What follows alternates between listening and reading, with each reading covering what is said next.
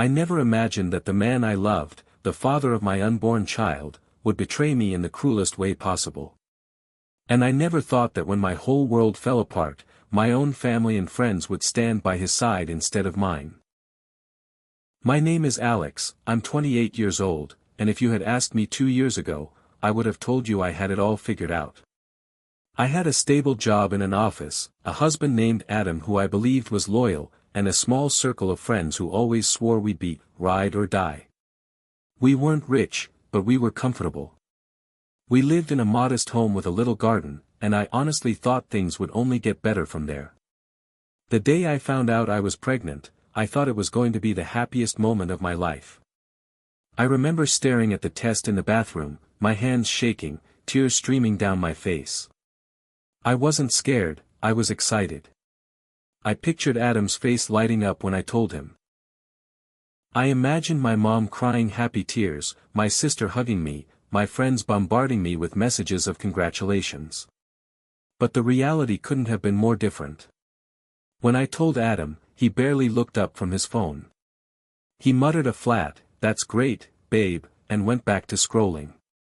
There was no hug, no excitement, no planning for the future. Just indifference. My stomach twisted, but I told myself he was just in shock. When I called my mother, expecting joy, she sighed heavily and said, "Well, I hope you're ready for the responsibility. You're not exactly the stable one in this family." My sister Claire, the golden child, who had always been my parents' favorite, smirked and said, "Well, at least someone's life is moving forward. Maybe you'll finally grow up." Even my friends seemed distant. A few sent obligatory "congrats" texts, but nobody offered to meet up or celebrate. The silence was deafening. I brushed it all off. I told myself it didn't matter, because soon everyone would see how strong I was, how good a mother I could be. I thought I could hold everything together with sheer determination. But looking back, I realized that was the first red flag, that the people closest to me weren't celebrating, they were pulling away.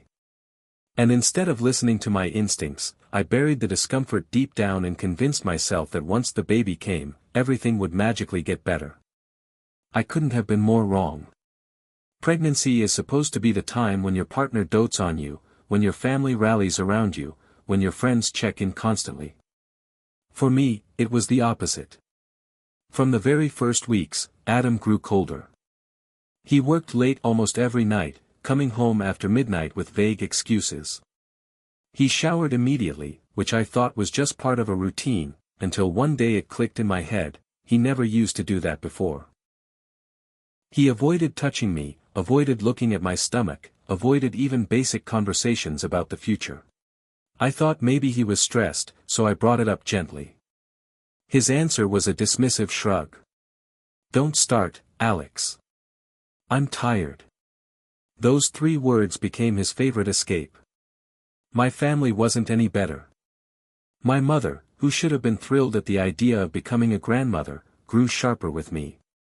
She criticized the way I dressed, the food I ate, even the way I decorated the nursery.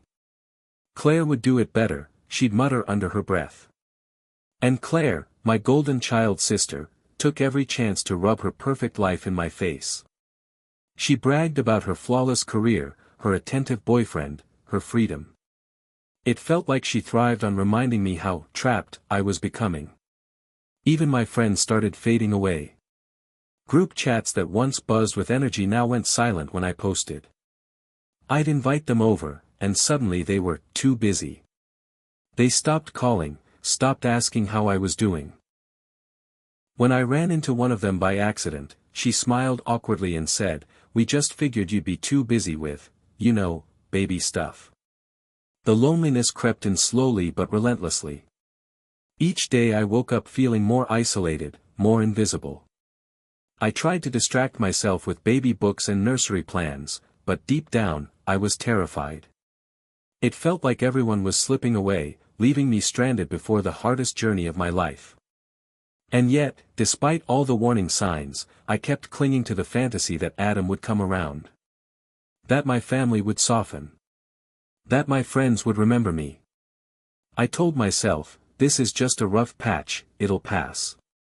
But I didn't realize I was standing on a cliff, and the ground was already starting to crumble beneath me. The truth came out on an ordinary Tuesday night, in the ugliest, most humiliating way possible. Adam was in the shower, his phone buzzing on the nightstand. Normally, I respected privacy. But after weeks of coldness, after months of distance, something in me broke. My hand shook as I picked it up. I told myself I just needed reassurance, just one sweet message from him that would remind me I wasn't crazy. What I found instead destroyed me. Dozens of unread texts lit up the screen. Flirty messages. Explicit photos. Not from one woman, two. Both calling him baby, both asking when they'd see him again. He wasn't just cheating, he was juggling double lives. While I was buying prenatal vitamins and baby clothes, he was booking hotel rooms and whispering love to other women. I dropped the phone like it burned me. My chest tightened, tears stung my eyes, and the roar of the shower mocked me. When he finally came out, I was still sitting there, pale and shaking, the phone lying between us like a loaded weapon. I confronted him, my voice trembling. "Who are they, Adam?" He didn't deny it. He didn't cry, didn't beg, didn't even look ashamed. He just shrugged and muttered. "You're boring now. Everything is about the baby. I need fun."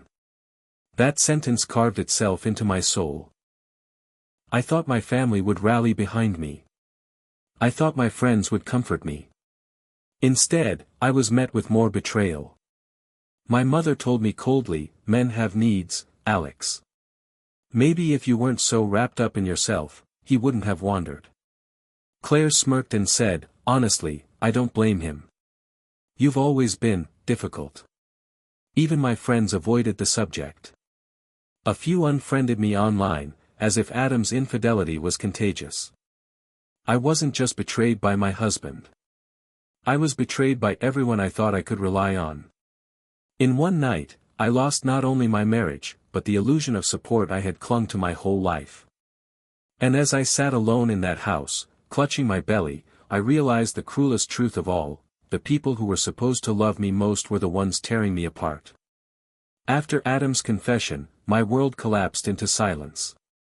The house felt like a tomb.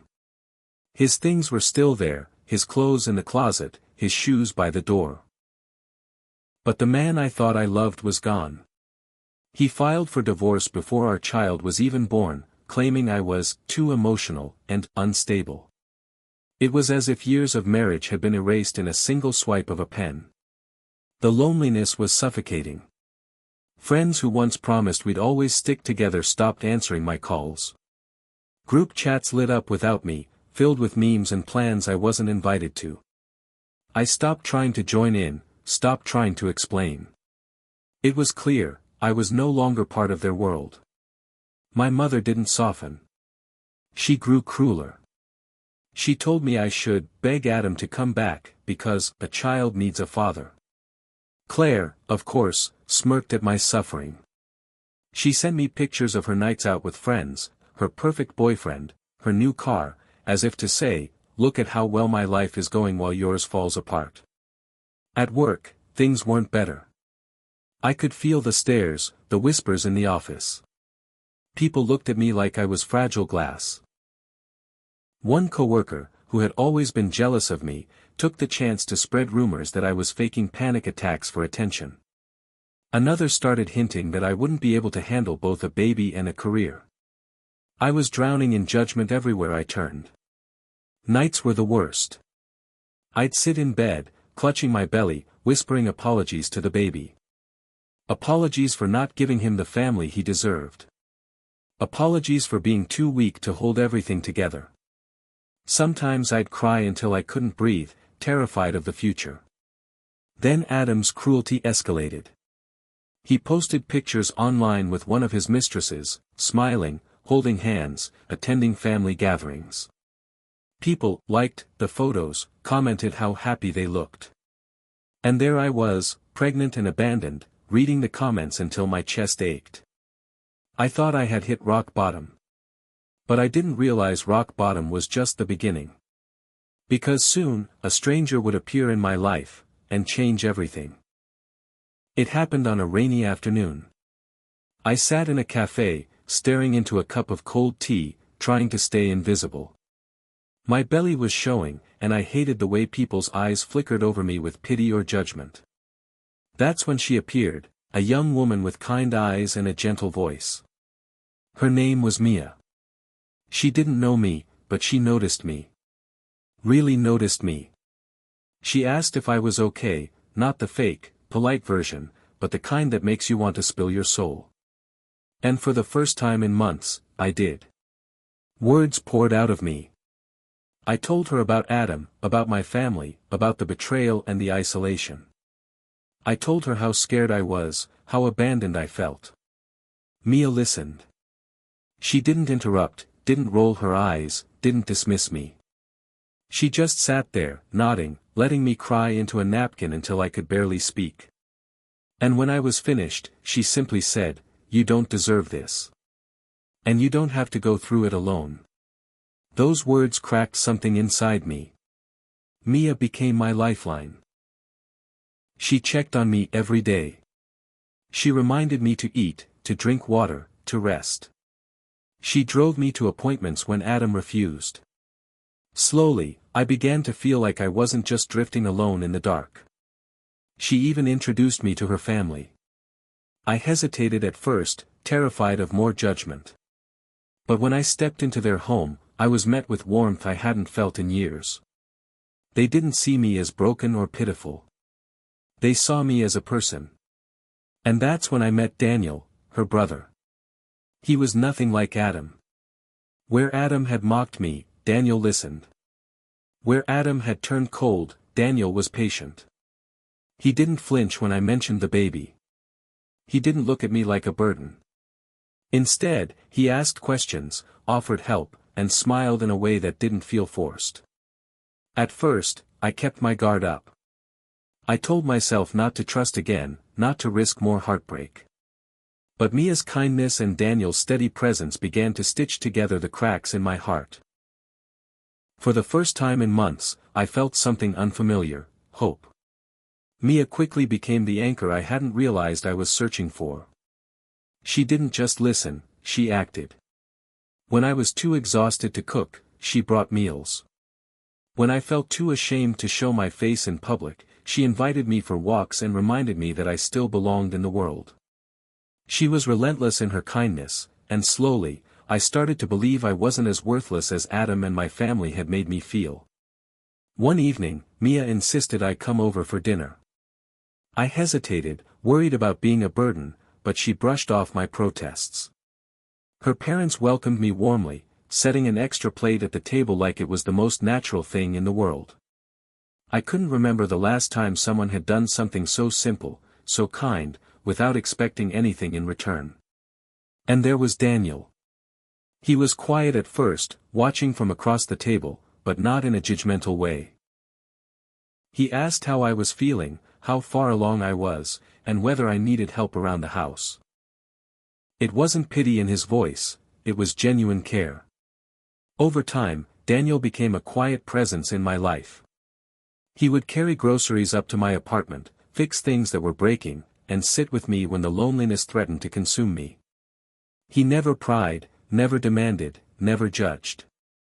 He was just there. It felt foreign to be treated with respect, to be listened to be valued. My instinct was to resist, to convince myself he would eventually hurt me too. But Daniel didn't waver. Slowly, my walls began to lower, not because I was careless, but because he earned it. Mia teased us gently, saying we were like two puzzle pieces finally finding their match. I laughed it off, but deep inside, I wondered if maybe, just maybe, life was offering me a second chance at love, not through grand gestures, but through small, consistent acts of kindness. The day my son was born felt like both an ending and a beginning.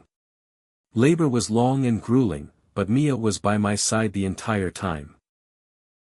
She held my hand, whispered encouragement, and refused to leave, even when exhaustion dragged at her face. Daniel waited just outside the delivery room, pacing nervously like a father-to-be, though the baby wasn't his. When I finally heard my son cry, my own tears poured uncontrollably. I held him against my chest, tiny and fragile, and felt a surge of love so powerful it hurt. After months of abandonment, ridicule, and loneliness, I realized I wasn't alone anymore. I had him. My baby. My reason to keep going. Word spread quickly. My mother didn't bother visiting. Claire sent a sarcastic text, "Congrats, hope you're ready for sleepless nights." Adam didn't call, didn't text, didn't even acknowledge his own child. The silence from the people who should have cared most was deafening, but it didn't crush me the way it once would have. Because I wasn't truly alone anymore. Mia visited daily, bringing food, folding tiny baby clothes, and rocking the baby when my arms ached. Daniel came too, offering to pick up supplies, holding the baby gently, as though he'd been waiting his whole life for that moment. He didn't flinch, didn't retreat. Instead, he leaned in, becoming part of our little world with quiet determination. I watched him one evening, cradling my son with a tenderness I'd never seen in Adam. Something inside me shifted. The walls around my heart cracked a little more, and for the first time in a long time, I dared to think that maybe love wasn't always betrayal. Maybe it could be patient, steady, and real. As I lay in bed that night, my son sleeping soundly beside me, I realized something profound.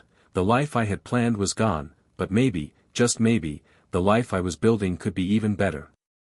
Just when I thought the worst was behind me, the past clawed its way back into my life. Out of nowhere, Adam reappeared. Not with flowers or apologies, but with arrogance. His mistress had left him, and suddenly he wanted to step up as a father. He showed up at my door unannounced, smirking like he still owned a piece of me. "I've been thinking," he said casually, "our son deserves both his parents." As if months of abandonment, cheating, and humiliation could be swept away with a single sentence. I slammed the door in his face, but he didn't stop. He started calling, showing up at my work, even trying to corner me in public. My mother supported him, of course. She called me repeatedly, saying things like, "Alex, you can't keep a father from his child. Stop being selfish." Claire backed her up, gleeful as always, texting me about how Adam deserved a second chance. It was déjà vu, my own family siding with the man who had shattered me. The same people who ignored me during pregnancy suddenly had endless compassion for him. But this time, I wasn't alone. Mia and Daniel stood by me through every confrontation. Mia would hold my son so I could breathe through the panic. Daniel calmly reminded me that Adam's sudden interest wasn't about love, it was about control. For the first time in my life, I had people fighting beside me, not against me. Still, Adam escalated. He filed for joint custody, dragging me into a courtroom where my life was dissected like a case study. My mother even testified on his behalf, coldly telling the judge that Adam just made mistakes, while painting me as unstable and bitter. Claire sat in the audience smirking, enjoying the show. It felt like the world was against me again, but this time, I had proof. And when the truth came out, it shattered Adam's carefully crafted facade. The custody battle was brutal, and walking into that courtroom felt like walking into war. Adam painted himself as the devoted father who had been pushed away by a bitter ex. His lawyer twisted my depression into evidence that I was unfit. My mother took the stand, her voice dripping with disdain as she claimed I was too emotional to raise a child. Claire sat behind them, her smile sharp as a knife. For a moment, I thought they might win. That the lies, the manipulation, and the sheer weight of everyone turning against me would crush whatever chance I had left. But then, my lawyer presented the evidence. Screenshots of Adam's explicit messages. Receipts of hotel bookings during my pregnancy. Bank statements showing money funneled into dates and gifts for his mistresses while I scraped by on my own. And then, the kicker, a series of social media posts where Adam proudly flaunted his new life while ignoring every message I'd sent about the baby. The courtroom fell silent as the evidence piled up. Adam's smug expression crumbled. My mother shifted uncomfortably in her seat, unable to meet my eyes. Claire's smirk faltered. For the first time, the truth was undeniable. The judge's ruling was clear: I was granted full custody. Adam's visitation was limited and supervised. The gavel hit the desk, and with that sound, years of pain cracked open. I walked out of the courtroom shaking, but not with fear, with relief. For once, justice hadn't slipped through my fingers. And as I stepped into the hallway, Daniel was there, waiting. He didn't say much, just squeezed my hand, steady and certain. It was all I needed. That day, I realized something powerful: I was no longer fighting alone. For the first time in what felt like forever, the air around me was clear. Adam's attempts to control me had failed, and my family's poisonous words no longer had power. Walking out of that courtroom wasn't just about custody, it was about reclaiming myself. My mother and Claire didn't take it well. They stopped speaking to me entirely, sending occasional guilt-ridden letters that reeked of manipulation. "Family forgives, Alex. You'll regret this when we're gone," my mother wrote once. But for the first time, her words didn't pierce me. They bounced off, hollow and meaningless. Cutting ties with them wasn't a loss, it was a release. With the toxic voices gone, I finally had space to breathe. I started therapy, something I had resisted for years. I confronted not only Adam's betrayal, but also the patterns that had shaped me since childhood: the favoritism, the scapegoating, the endless comparisons to Claire. Piece by piece, I dismantled the lies I had been fed about who I was and what I deserved. It wasn't easy. Healing never is. There were nights I still cried, mornings I woke up shaking, moments I doubted everything. But each time, I got up again. For my son. For myself. And through it all, Mia and Daniel never wavered. Mia was my cheerleader, reminding me of every victory, no matter how small. Daniel was steady, always showing up without being asked. Fixing things around the apartment, carrying groceries, rocking my son to sleep when my arms trembled with exhaustion. His kindness wasn't flashy. It wasn't dramatic. It was consistent, and that consistency began to heal wounds I didn't even know I still had. What started as cautious friendship slowly grew into something undeniable. Daniel never pushed, never rushed me. But he was always there, on the hard days, on the quiet nights, in the moments when I doubted myself most. I caught myself watching him sometimes, the way he cradled my son as if he were his own, the way his eyes softened when I laughed. He wasn't trying to replace Adam. He wasn't trying to prove anything. He was just showing up, again and again, until my heart realized it could trust him.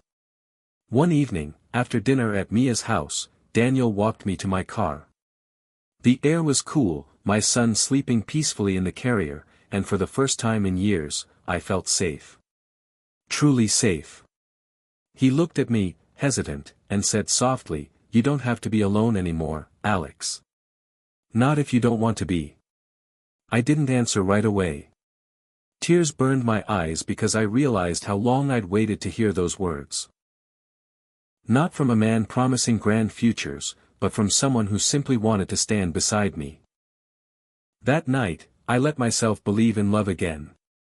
Not the kind that blinds you, but the kind that steadies you.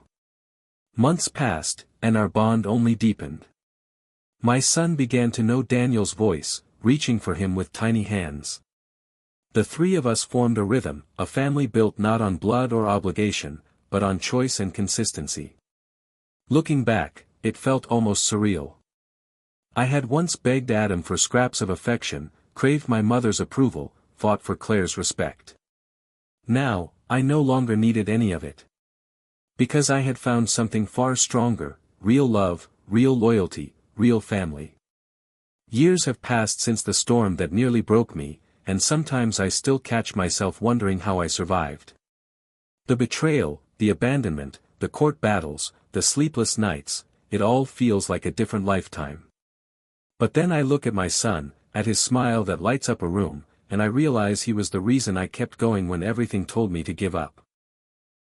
He became my anchor, my purpose, and the proof that even in the darkest times, life can grow. I think of Mia often, not just as a friend, but as the sister I was always meant to have. She stood by me when my own blood abandoned me, teaching me that family isn't who shares your DNA, but who chooses to stay. Her kindness pulled me out of despair, and without her, I don't know if I'd be here telling this story. And Daniel. He became more than just a lifeline. He became my partner in every sense of the word. He stepped into a role he never had to take, loving not just me, but my son, with a steadiness that still takes my breath away. What Adam called boring, Daniel saw as sacred: loyalty, patience, commitment. He proved to me that love isn't about words whispered in the dark, it's about actions that never stop, even when the world turns against you. As for Adam, he drifted further into the background of my life. His supervised visits grew fewer and fewer until he stopped showing up altogether. The last I heard, he was chasing another doomed relationship, leaving behind another trail of chaos. My mother and Claire remain estranged, still clinging to their narratives, still convinced I was the villain of their story. I've stopped trying to change their minds. I've stopped needing their approval. Because I finally understand something they never did: freedom is not about having everyone's love, it's about letting go of the ones who poison you. Now, my home is filled with laughter, with love, with peace. The scars remain, yes, but they don't define me. They remind me of what I overcame. They remind me that sometimes, being abandoned is not the end of your story, it's the beginning of a better one. So here I am, stronger, wiser, and finally free. I lost everything I thought I needed, but in the ashes, I built something better. And that's the greatest justice of all.